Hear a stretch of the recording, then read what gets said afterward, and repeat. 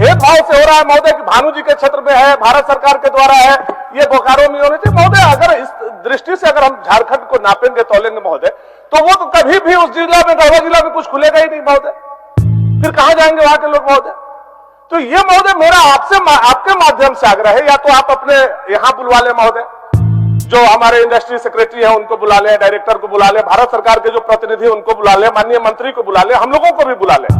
अगर वास्तव में अर्हता नहीं पूरा करता होगा महोदय, आप भेज दीजिए, लेकिन अर्हता अगर पूरा करता है भवनाथपुर महोदय, तो मेरा आपसे विनती है महोदय कि वहां के 10 लाख जनता के हित में वहां कॉरिडोर का स्थापना होगा।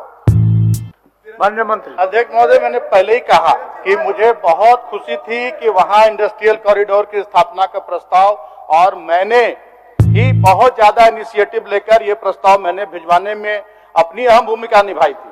और ये प्रस्ताव राज्य सरकार के स्तर से खारिज नहीं हुआ, ये प्रस्ताव केंद्र से खारिज हुआ है। जो इनका विभाग है promotion of industry and internal trade, Bharat सरकार का उपक्रम है, और वहां से ये प्रस्ताव खारिज हुआ है। माननीय सदस्य भानु प्रताप शाही जी। अध्यक्ष महोदय, जवाब तो आया है और जवाब से हम बिल्कुल भी संतुष्ट नहीं हैं। हमने प्रश्न ये किया है कि अमृतसर कोलकाता इंडस्ट्रियल कॉरिडोर के लिए भवनाथपुर में जमीन प्रस्तावित था अध्यक्ष महोदय, और उसके लिए प्रस्ताव उपायुक्त गढ़वा के द्वारा प्राप्त हुआ था। अब इसमें बताया जा रहा है कि फिर बोकारो से प्रस्ताव मंगाया गया, और बोकारो और गढ़वा का प्रस्ताव के समीक्षा किया गया, और समीक्षा के उपरांत वहां के विषय को हटा दिया गया, और फिर उस कॉरिडोर को बोकारो लगाने का प्रस्ताव शायद झारखंड सरकार के द्वारा दिया गया। महोदय, हमारा आपके माध्यम से सरकार को यह कहना है, गढ़वा जिला आकांक्षी जिला है और एक भी उद्योग धंधा वहां महोदय नहीं है जो लार्ज पैमाने पर लोगों को रोजगार उपलब्ध कराए। पूर्व में भी ये बोकारो में ही बनना था, लेकिन चूंकि आकांक्षी जिला वहां था और बोकारो के जो जमीन था वहां कोई लिटिगेशन है विस्थापित का महोदय, इसलिए इसकी फिर से पहचान की गई थी भवनाथपुर के लिए। अब भवनाथपुर से प्रस्ताव आने के बाद दोबारा क्या हो सकता पड़ी फिर बोकारो के प्रस्ताव मंगाने का, जबकि बोकारो के प्रस्ताव पहले ऑलरेडी खारिज हो चुका था।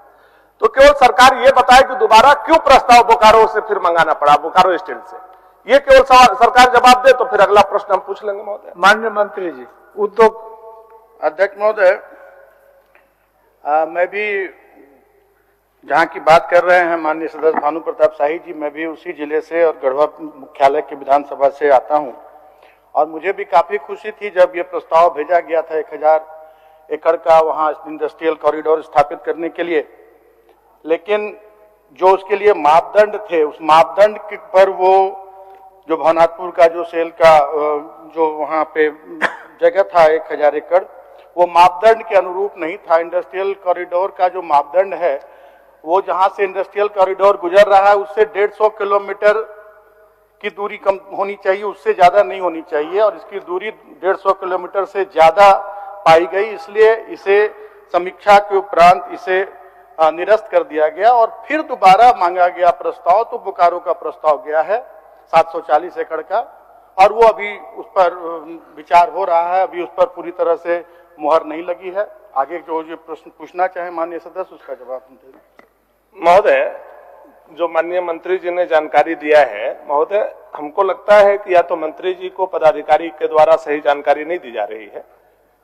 ये तमाम अहार्ता को महोदय पूरा करता है। जो एनएच का है कि एनएच की दूरी क्या होनी चाहिए, वहां इंफ्रास्ट्रक्चर क्या होना चाहिए, रेलवे लाइन है या नहीं है, बिजली है या नहीं है, डैम है या नहीं है, वो तमाम इंफ्रास्ट्रक्चर को महोदय वो पूरा का पूरा भवनाथपुर अहार्ता को पूरा करता है। बावजूद महोदय देखिए, इसमें मुझे आपसे कहने में या सदन को बताने में थोड़ा सा भी परहेज नहीं है कि ये पॉलिटिक्स प्रेशर में वहां के चीजों को हटा करके फिर बोकारो स्थापित करने की कोशिश की जा रही है। इसलिए कि माननीय मुख्यमंत्री का भी गृह जिला है महोदय, माननीय मुख्यमंत्री वहां रहते भी है। अब महोदय, एक जिला जो आकांक्षी है, अब शरीर के एक अंग को बहुत ज्यादा मजबूत कर दिया जाए महोदय, तो स्वाभाविक रूप से मनुष्य का दूसरा शरीर अंग जो है वो अपाहिज हो जाएगा। अब बोकारो को बहुत ज्यादा आप मजबूत कर रहे हैं और भवनाथपुर और गढ़वा को आप कमजोर कर रहे हैं, तो ये पूरा झारखंड अपाहिज हो रहा है महोदय।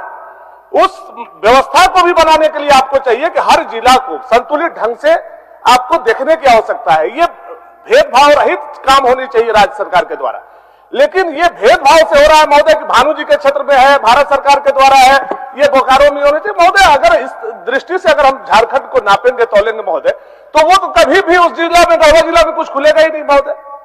फिर कहां जाएंगे वहां के लोग महोदय?